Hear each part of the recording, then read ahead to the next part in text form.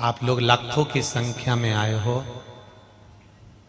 इतनी संख्या में देखकर हमको कल और परसों की चिंता लग गई, तेरा क्या होगा रे कालिया। इतना गाड़ी ट्राली बसें सब, और यहाँ तो बाय रोड पर भी आप लोग बैठे हुए हो, ये आपकी अविरल भक्ति है। रोज पानी गिरता है और रोज ये मैं धन्यवाद दूंगा जजमान परिवार, किलेदार परिवार को भी और जजमान परिवार को भी और पूरी मित्र मंडली और पूरी प्रशासन को और आप सबको। रोज ट्राली भरकर गन्ने का भूसा आता है और तुम बोरियों में भर भर कर रोज पानी गया और तुमने भी छाया। कल कोई बता रहा था गुरुजी, ग्राउंड में इतना इतना पानी रहता है, लोग पन्नी बेचने वाले रोड पर बैठकर पन्नी बेच रहे हैं, उनसे पन्नियां ले लेते हैं और पंडाल में ऐसे सोते हैं जैसे भगवान विष्णु समुद्र के अंदर क्षीर सागर में सो रहा है। नमन है आपकी भक्ति को, प्रणाम करता हूं आपके विश्वास को, प्रणाम करता हूं आपके भरोसे को। और आपने हम पर विश्वास नहीं करा है, विश्वास मेरे महादेव पर करा, तो देगा भी मेरा महादेव, खाली झोली नहीं भेजेगा, वो भरकर ही भेजेगा, ये निश्चित है। आप दिल से कहो उसको, दिल से पुकारो उसको। शरीर से भजन नहीं करना है हमको, हमको दिल से करना। आप एक लोटा जल भी अगर महादेव को चढ़ाने जा रही हो ना, तो दिल से जाना, प्रेशर में मत जाना। एक लड़का पढ़ने बैठता है और मम्मी पापा का, पिताजी और माताजी का, भाई और बहन का जब प्रेशर होता है ना, तो किताब लेकर बैठ तो जाता है पर याद नहीं करता है। बोलो करता है? प्रेशर विद्या अध्ययन नहीं करा सकता। प्रेशर किताब जरूर खोल देगा, प्रेशर कॉपी जरूर खोल देगा, पर प्रेशर ज्ञान प्रदान नहीं कर पाएगा।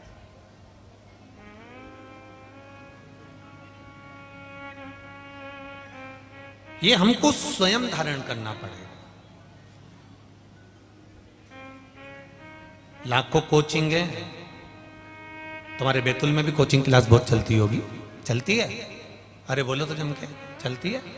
पूरे भारत में देखो तो लाखों कोचिंग है,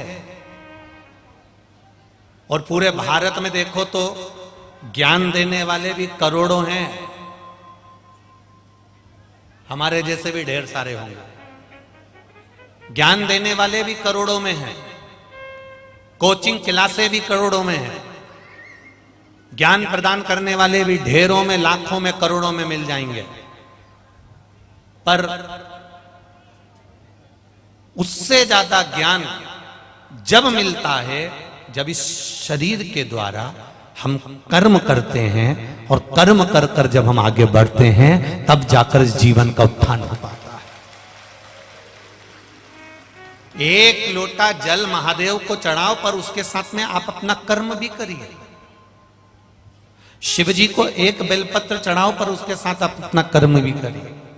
महादेव को एक चावल का दाना चढ़ाओ, पर उसके साथ अपना कर्म भी करिए। शिव जी को एक फूल की पत्ती चढ़ाओ, पर उसके साथ में आप अपना कर्म भी करिए। आप अपना कर्म जब करेंगे तो उसका फल जरूर प्राप्त होगा। कर्म से पीछे नहीं हटना, कर्म करो। व्यापार, व्यवसाय, कर्म कोई छोटा नहीं होता। आप बस दिल से करना, भगवान उसको पकड़ लेगा।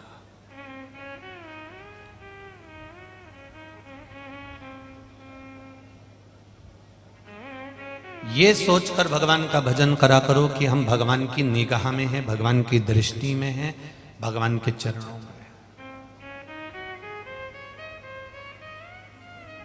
मंदिर में रहते हो, मंदिर के अंदर रहते हो,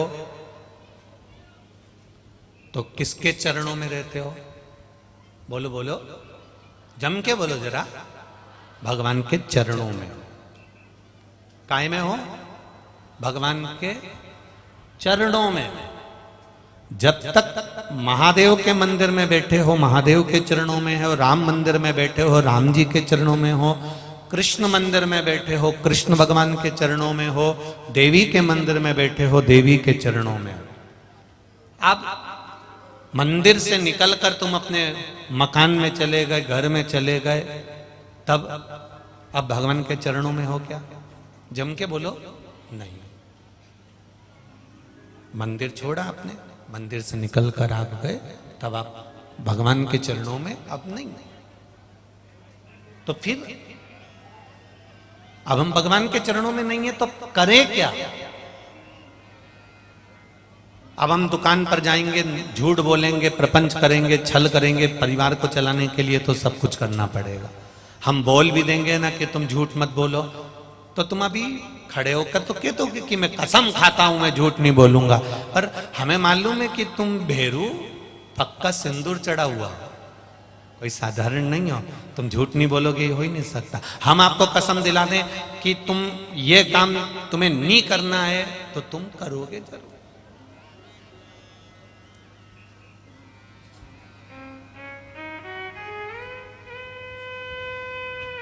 इतने हमारे पास में बहुत सारे पत्र आते हैं, गुरुजी आप सभी का नशा मुक्ति कराया करो, नशा छुड़वाया करो।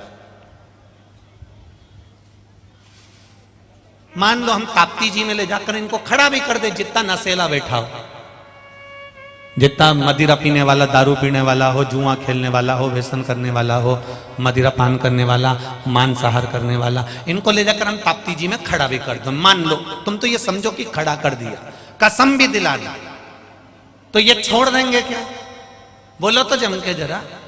नहीं छोड़ेंगे। और केवल प्रदीप मिश्रा अकेला प्रवचन नहीं करता, इससे पहले ना जाने कितने कितने संत प्रवचन कर कर कर चले गए, उनने भी प्रयास करा कि ये छोड़ दें, कसम तक दिला दी, पर ये छोड़े क्या?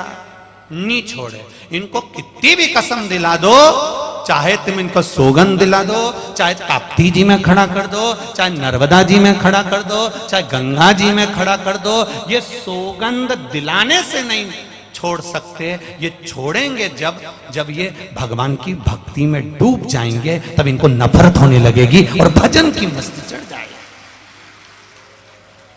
ये कसम देने से नहीं छोड़ेंगे, ये भजन से छोड़ेंगे, ये भक्ति से छोड़ेंगे, ये स्मरण से छोड़ेंगे। जब आप इनको रोज मंदिर जाने की आदत लगा दोगी, एक लोटा जल चढ़ाने की आदत लगा दोगी, रोज रोज जब मंदिर जाएगा, रोज रोज शिवालय जाएगा, तो एक ना एक दिन मेरा महादेव उसको इशारा कर देगा, और इशारा करा उसने, बस उतनी देर में तो उसको नफरत हो गई, सब छूट गया, वो दिल से छोड़ेगा।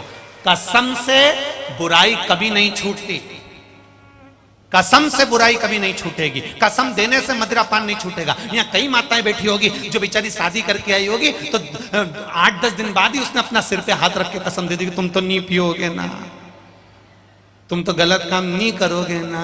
अब बताओ ईमानदारी से उसने 8-10 दिन नहीं करा उसके बाद में फिर अब बेचारी कहीं घर छोड़ के चली जाए, अब साथ ये कसम से या ताप्ती में खड़ा करने से या नर्मदा जी में खड़ा करने से। कई लोग हमसे कहते हैं आप कसम दिलाया करो व्यसन छुड़ाने के लिए, कोई कहता है हम ये कर रहे हैं, हम ये कर रहे हैं, हम ये कर रहे हैं। हम उनसे कुछ मत करो, अगर इनका व्यसन छुड़ाना है, इनका गलत काम छुड़ाना है, तो इनको मंदिर तक ले जाकर छोड़ना चालू कर दो, या अपने आप छोड़ दो।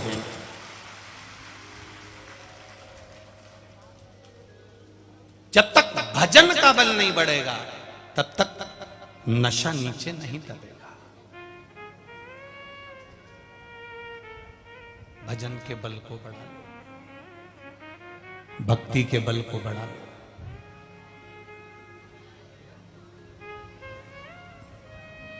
मंदिर में हो तब तक भगवान के बोलो, जम के बोलो, चरणों में हो। मंदिर की सीढ़ी छोड़कर निकले तो भगवान के चरणों में हो नहीं हो, तब क्या करोगे?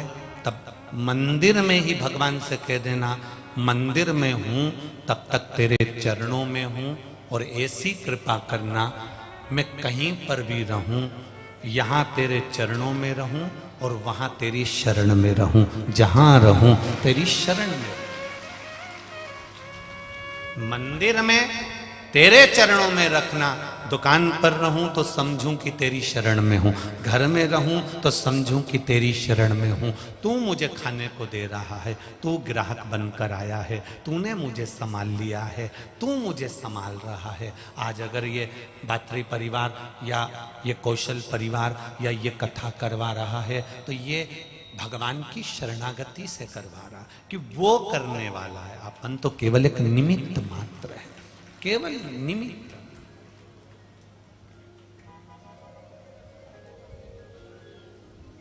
उसकी भक्ति कितनी प्रबल होगी,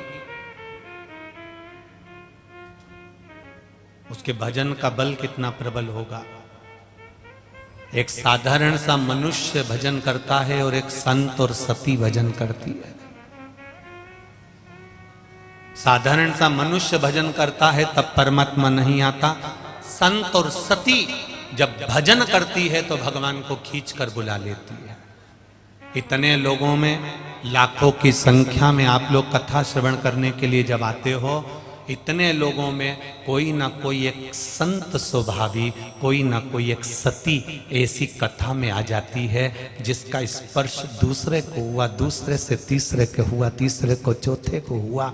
जैसे एक रज, जैसे वो कोरोना की बीमारी नहीं होती, कोरोना की बीमारी केवल हाथ किसी चीज में छू गया तो वो टच करते करते करते करते सबको हो जाती। बोलो सही है कि गलत है? तो लोग कहते तू बाहर गई थी क्या? नहीं, मैं तो नहीं गई। फिर कहाँ गई थी? कहीं नहीं। कोई तुम्हारे घर का व्यक्ति गया था क्या? हाँ। कौन गया था? कि छोरा गया था पेट्रोल पंप, तो उसने क्या करा? किसी को टच करा? नहीं। तो फिर उसने तो पैसे भी ऑनलाइन जमा करे, फिर पेट्रोल, हाँ पेट्रोल भरवाया था, बस वो पेट्रोल जो भरवाया था वो मशीन का जो टच हुआ ढक्कन पर, ढक्कन से टच हुआ गाड़ी पर, गाड़ी से टच हुआ ड्राइवर पर, ड्राइवर से टच हुआ घर के लोगों को, और सबको कोरोना हो गया। उसी तरह जैसे कोरोना की बीमारी, वो वायरस केवल स्पर्श मात्र से फैलता है, उसी तरह संत और सती जब भजन करती है या किसी कथा में आकर बैठ जाती है, उसका स्पर्श मात्र एक दूसरे को लगता लगता लगता लगता हमारे को परमात्मा से मिलन करवा देता। बैठकर तो आप घर में भी कथा सुन सकते हो, बैठकर तो आप घर में सोफे पर, पलंग पर, कुर्सी पर बैठकर कथा सुन सकते हो, बैठकर तो आप आस्था चैनल के सामने, मोबाइल के सामने सुन सकते हो। पर कथा के पंडाल में क्यों जाते हैं? कि कोई संत, कोई सती, कोई साधु, कोई सन्यासी, कोई तपस्वी, कोई साधक, कोई उपासक, कोई ऐसा भक्त जो भगवान की मस्ती में डूबा रहता होगा, और हम दिन भर कमाने में डूबे रहते हैं, परिवार में डूबे रहते हैं, अपनों में डूबे रहते हैं, झूठ प्रपंच में डूबे रहते हैं। पर कोई तो इन लाखों की संख्या में एकाध तो ऐसा होगा जो केवल भगवान में डूबा रहता होगा, उसका स्पर्श हमारे जिंदगी को संवार देता है, हमारे जीवन को संवार देता है, और उसका फल मिलता है। कहीं ना कहीं मेरा परमात्मा अपना दीदार देने आता है।